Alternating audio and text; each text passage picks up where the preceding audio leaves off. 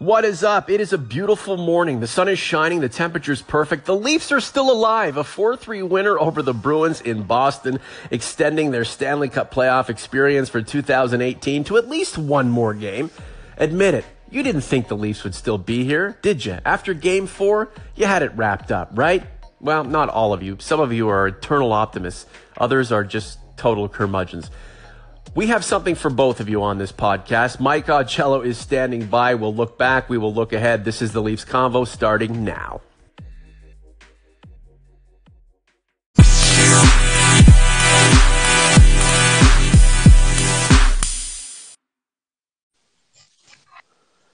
And here is Mike Augello. Mike, you were going to make a trip to Toronto anyway. The question was, were you going to be there for the postmortem or be there to help tee up Game 6? And it is the latter. How are you?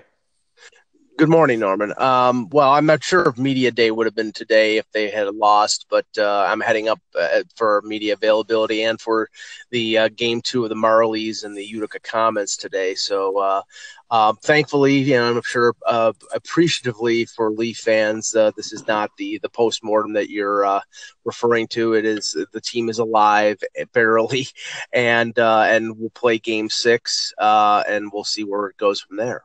This is the Leafs Conversation. Norman James along with Mike Augello, brothers in podcast.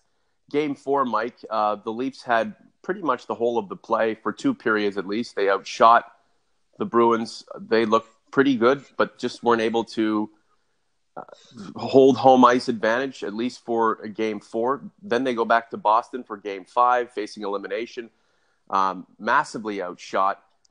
1 for 1 on the power play, but on the penalty kill 6 times, yet they come away with the victory. Explain this, Mike. This series is sort of topsy-turvy, kind of flipped up on its head, and it's really hard to make sense of how this thing is playing out right now. Well, the only thing I can really come up with is that when this team's back is against the wall, then they finally perform the way they have to, or at least in part. Game 3, they were down 2-0. They come home. They really have to win on home ice to have a chance to get back in the series. And, Freddie Anderson starts slow, but makes 18 saves in the third period, and they get enough goal scoring to achieve victory in that game. Game 4, their backs weren't against the wall, but they really needed to win, especially when Bergeron was out of the lineup, and they did not. Last night, it's win or go home. And again, Anderson stands up. They get enough offense, but in both of those games, it wasn't, and this has sort of been a blueprint for most of the regular season. It's not a 60-minute effort. It's a flourish. It's a spurt of 10, 15 minutes where they're unbelievable and they score 3 or 4 goals. And then it's sitting back or trying to play defensive hockey and failing. And only Anderson's heroics yesterday saved the day and preserved a 4-3 victory. Well, that's the way the Maple Leafs are going to win for however long the playoff run lasts for them. It's not going to be pretty. It's not going to be textbook. We've talked about the reasons why this team isn't exactly ready to vie for a championship in the most complete way. They're on their way. We just don't know in which form they're going to succeed, at least in the at this stage of the championship progression, if you will. I think, Mike, what I will say is that I do feel like there is a bit of unfair criticism towards some of the players right now and the goaltender. And it's just because, look, this team will they'll thrill you, but they'll also frustrate you. And clearly, the makeup of the team on the ice right now isn't ideal for those who think they can easily pencil in lines and how this thing might play out in terms of being successful and winning a championship. It's still a work in progress. These guys are up against a really tough team. A lot of times the narrative is, well, the Leafs didn't play complete. The Leafs weren't ready to go. The Leafs aren't playing the full 60 minutes. There are some lapses here and there. Well, Boston's committing this kind of stuff too. This is playoff hockey when you're in that claustrophobic incubator type environment. And you know what? They're playing a Game 6. It's not perfect, but who knows? If the history repeats itself, at least when it is aligned with 2013, then you can say hey, look, maybe this team gets back to a Game 7 and they might be able to confront some of those ghosts that still linger from 2013. Well, yeah, they're far from being a perfect team, and I haven't been one of the people who has chimed in and heaped criticism on Austin Matthews because, I mean, A, he's a 20-year-old, and B, he's playing against, for most of the time, one of the best defensive defenseman in the history of the NHL, and Zdeno Chara, or a multiple time Selke Trophy winner, and so the task is tough for him. On the other hand, there are some players who I think have not played up to expectations. Where I think William Nylander has been sort of underwhelming in this series, and obviously, my favorite guy, Jake Gardiner, last night was on the positive side. The stretch passes that he made on the first couple goals were great, but then he has to play in his own zone, and we know that is challenging for him. And the goal by, I think it was Corrali or Chari, the third goal, where he had 2 or 3 opportunities to get the puck out of the defensive zone and simply could not. And then he was by no means the only person late in the game that had problems like that. But that's symptomatic of a team that is good, but maybe not good enough. But they might be good enough to win this round. We'll see. This is the Leafs Conversation. Mike Jello en route to Toronto. Norman James in London, Ontario, getting ready for a beautiful day in beautiful Byron, a suburb of London, with the kids, doing all kinds of stuff. Maybe barbecue some steaks tonight. I'm feeling good. The Leafs are still alive. You know, it's interesting. This is the playoffs. This is prime time. This is as good as it gets. This is the toughest part of the hockey season for these guys. A lot of them are injured.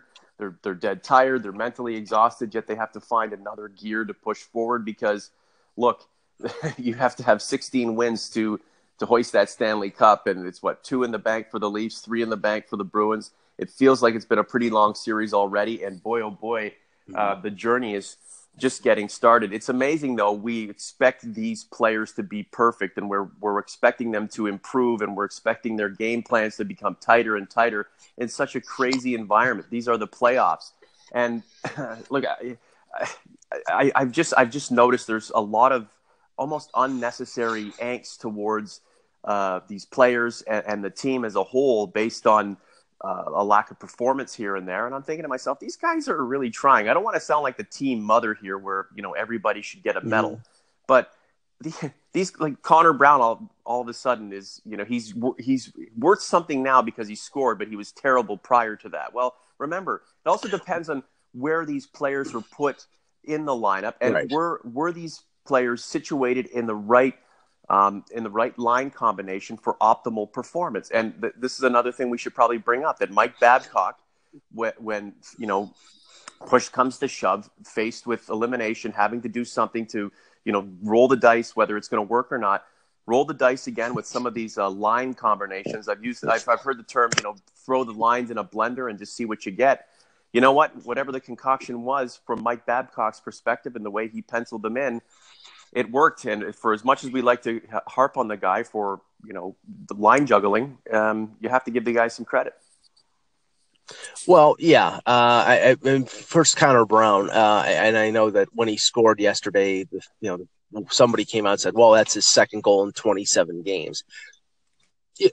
He basically, obviously, you want more production from that, but he's a guy that Babcock trusts, and he had been put in the last part of the season on the line with Van Riemsdyk and Bozak because Van Riemsdyk and Bozak defensively are challenged, and he is somebody, meaning Brown, that Babcock trusts to do the right thing, to go in the corners and work and to be defensively responsible, and I think he helped that line out a bit, but it came at the cost of his goal scoring. Now he's put in a more offensive role on Saturday with Hyman and Matthews, and he bats the puck in, and he played a pretty decent game. So some of the criticism is circumstantial. Some of the criticism is justified. I think up until Game 3, the criticism of Thomas Buchanan's was justified because in the first 2 games he was terrible. And Games 3, 4, and 5, he has been more of what I think the Leafs were looking for out of a trade for a second-round pick.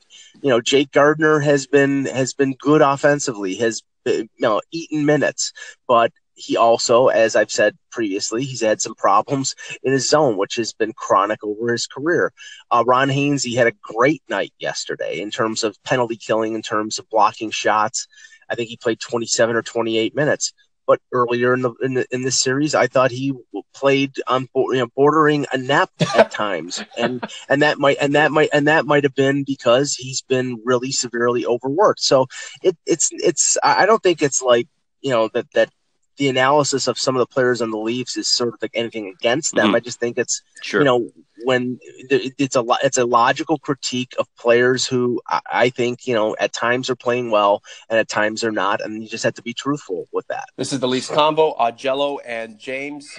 The spotlight on the action is shining the brightest that it has all season. It's only going to get brighter, and that's why these players will feel the heat of the scrutiny, but they'll also know that the praise that is deserving is heaped upon them for whatever they do positive or whatever they do that's productive within the series. It's interesting, Mike, is you have Matthews, you have Nylander, you have Marner, you have the Stars, but throughout this playoffs, 5 games so far, individuals have shone.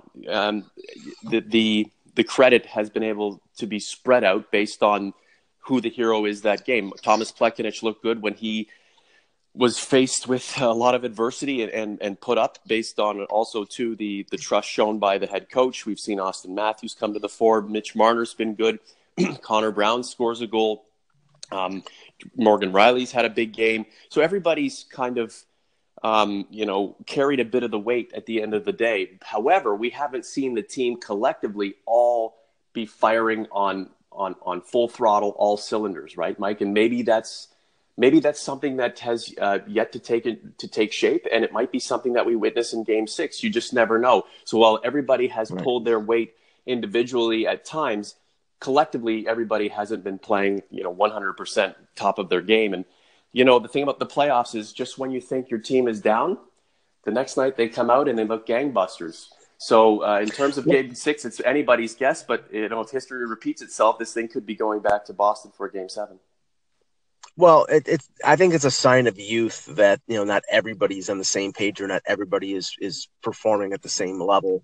I mean, I think that just happens. I mean, you see other teams in the playoffs, teams with more experience, and they're, I think the collective is in terms of the effort is up there it's more on an even keel than I think we've seen from the Leafs. I mean, I have to say, I think the best forward in the series for the Leafs has been Zach Hyman, because I think he thrives on this type of game. It's he's a defensive gem, and his ice time is reflected of that. He's feisty, so he doesn't mind getting in the face of the opposition. And last night he got into a tussle with David Backes, which isn't something that I would recommend to most people.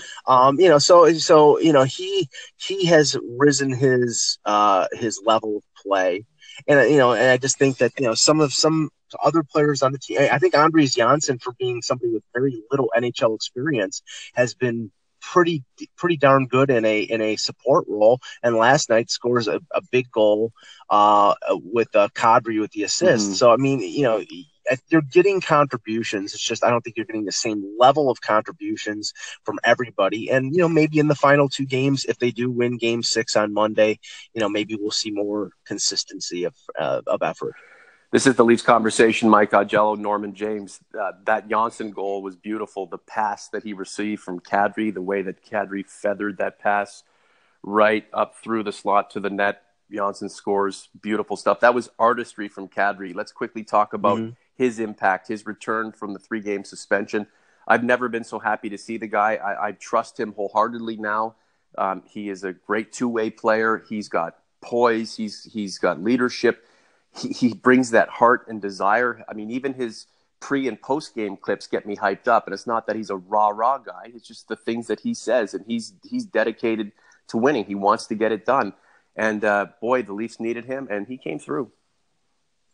Yeah, he did come through. He did play well. He played within himself and with control. Although there was one play near the Leaf or near the Bruins bench where he cross-checked a Bruins player near the head, and I'm thinking to myself, I think the NHL is just looking for any Mm-hmm. excuse to suspend him again. Not to say that Yeah, they're well, focusing completely on him, but I'm saying, the eyes are on him after being suspended for 3 games. So I know you have to play the gentle sort of balancing act between being aggressive and not getting pushed around and being dirty, but he's got to watch out, because if he gets suspended again, I sure. mean, if that happens in Game 6 and they lose him for a Game 7, I mean, that would be disastrous. But he did play well, Mm-hmm. and he did contribute, and they, the Babcock did shake the lines up, and it did seem to work. So they'll need more of that kind of effort from Kadri in Game Mike, 6. somebody's got to bring the heat, for goodness sakes.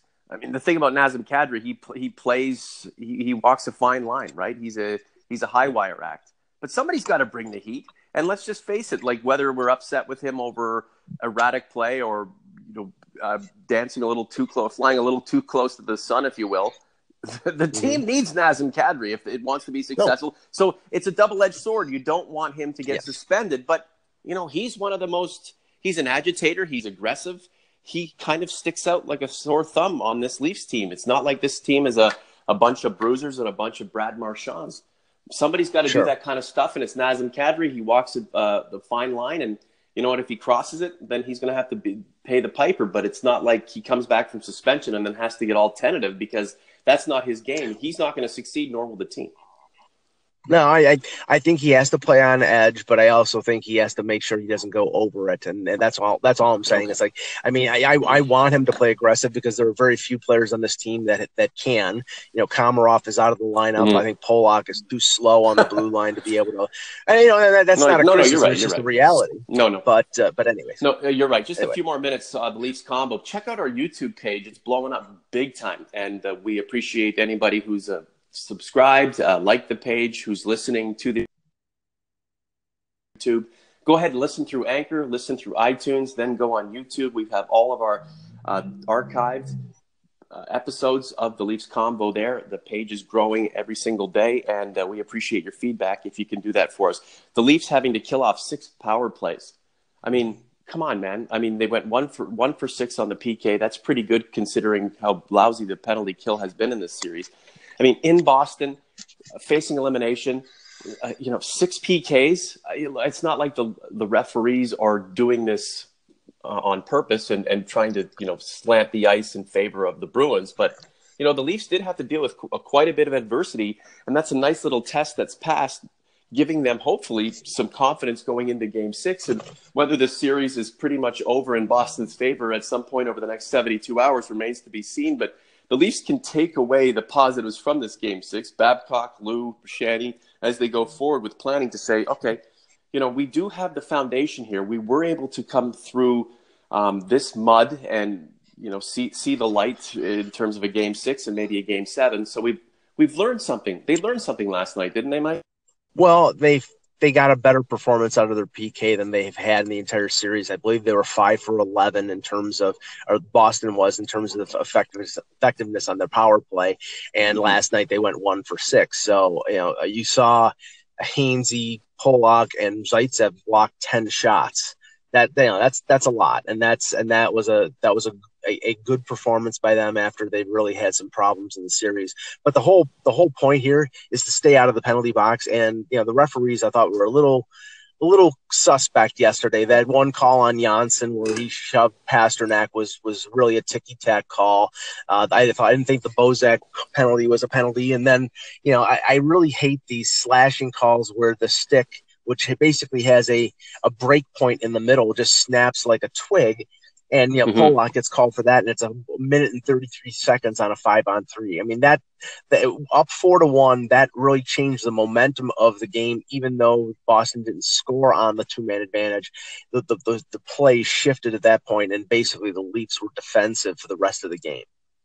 Well, when the Leafs were up 4-1, yes, let's not even bring up the history between these two in the playoffs. Yeah, I still didn't feel like the Leafs were home and cooled at all, and that turned out to be the case. They really had to scrap and claw, and it was tooth and nail to get that thing wrapped up. But they did. And one of the trends in this series that may be snapped tomorrow, it may not, is that the winning team has scored the first goal Yes. In each game. So tomorrow, let's get on to Game 6, and then we'll let you get up to Highway Safe to cover the Marlies and the Maple Leafs with the media availability today.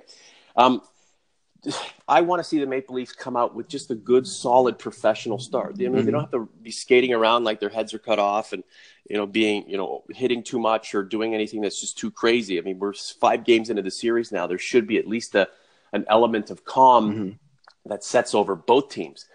Maybe it's a little bit more jittery for the Bruins, knowing that, they don't want to have to go back to Boston. But what do you want to see from this Leafs team in Game 6? Of course, it would be nice for them to score again, because then, history would be on their side in terms of winning that game. But what about what kind of a start do you want to see? Just a nice, professional, tidy start. Don't give Boston any crazy opportunities based on your want to score and maybe being a little bit reckless out there. Describe the Mike Augello start for the Maple Leafs. Well, not the start of Game 4 where they gave up a goal 28 seconds into the first period. Yeah, sure. more like Game 5. I mean, like Game 5, like Game 3, the Leafs, their back is against the wall. They lose, they're out. They win, they live to fight another day, and I think that'll be to their advantage, because they seem to have played their best hockey when that is the fact. I think they need to continue to do the stretch passes that have been effective against the Bruins defense. The Bruins shut that down in Game 4. They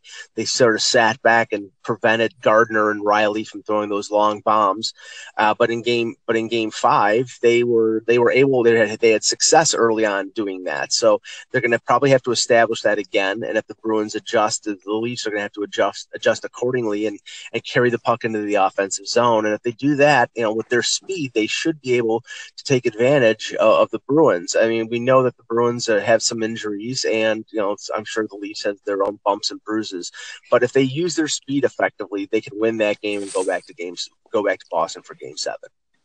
Hey, Freddie Anderson will need another stand on your head type performance, and let's not complain about it, because that's what goaltenders have to do all the time, especially in the playoffs. So when people make the point that Frederik Anderson was the determining factor, okay, yeah, that's what he's paid to do, is be the determining factor. You're expecting a top-notch performance from your goaltender every single night. Freddie Anderson's had 2 really good nights out of the 5 games so far. He's going to have to continue to be great for this team to get anywhere. The thing is, they still have a chance to get somewhere. They're not done yet. Oh, last thing for you, Mike. Yeah. Anybody have issues with the Mike Babcock line combinations in terms of the media? Why don't they call them out? I mean, that's the funny thing, too, is on social media, which we don't want to give too much credence to, yet some of the stuff is just mind-boggling. People ripping on Mike Babcock for his line combinations. My question is, if you had a chance to talk to Mike Babcock about his line combinations, would you be able to convey your ideas, what you think should be out there, how the players should be lined up, or would you just yell bull crap at him? Because the guy knows what he's doing. He clearly has a thought process to it. It's not somebody – he's not on a smartphone ripping off line combinations and criticizing the person who fills out the lineup card. I mean, what would you say to Mike Babcock about the line combinations he's put together? You don't have to agree, but what would you say to him if you had a chance? Well, I wouldn't say anything to him, because he's gonna believe and do what he wants to do. That's the guys won a Stanley Cup, a couple gold medals, a World Junior, a World Champion. I mean, what hasn't he won? So, somebody as a novice as myself, or somebody who's watched and covered hockey for 45 years, I have an opinion. I have a feeling of what is going to work, but he probably knows best. He's the coach of the team. I see some adjustments that could be made and that have been made. And some of them, we'll never know, because I don't think that's something that Babcock wants to do. But, I think the moves that he made in Game 5, they worked to a point. And now we'll see whether he sticks with those combinations at home, which he might not, because he's got the last change, so he can get the matchups that he wants. I think that was the whole thing. In Game 5, he switched up a lot of things because he wanted to spread out his offense and make it impossible to match up Bergeron and Chara against Matthews, because then Nylander was on another line. They spread out their offense enough that there was still some offense unchecked by the Bruins forward. So that's what you have to do. And, you have to play those games. You have to move things around. And, Mike Babcock is going to do what Mike Babcock is going to do. It's a war of attrition, a game of chess. The Leafs are in this together. Mike, you and I are in this together. This is the Leafs Conversation. Thank you so much, folks, for sticking around with us for the extended period. This podcast is growing exponentially every single time Mike and I put together an episode and lay it down on wax, and we look forward to growing with you. And let's hope that there's more Leafs hockey this spring. And when I say more, not just a game or two, but maybe another round. Mike, travel safe. We'll reconvene in the next several hours. Thanks, Norman.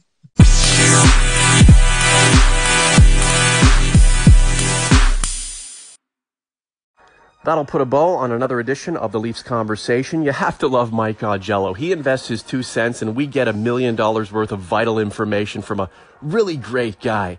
Whether the Leafs are barely in it or in it to win it, the key is they're still in it. Game 6 Monday night in Toronto. There's so much at stake. Do the Bruins really want to go back to Boston for a 7th and deciding game against a team itching to rewrite history? I don't think so. And the Leafs want to make amends for a Game 4 performance at Air Canada Centre in which they outshot the Bruins but still took the L. So much drama, so much intrigue. I can't wait for them to drop the puck. Don't forget, the Leafs Conversation is found wherever quality podcasts are usually discovered. Go find it, download it, tell your friends. The YouTube page will be the landing site for every Leafs Conversation from here on out. Like and subscribe to the YouTube page, please, and thank you. For Mike Augello, I'm Norman James. Get outside and enjoy the day. The next Leafs Conversation is on the way.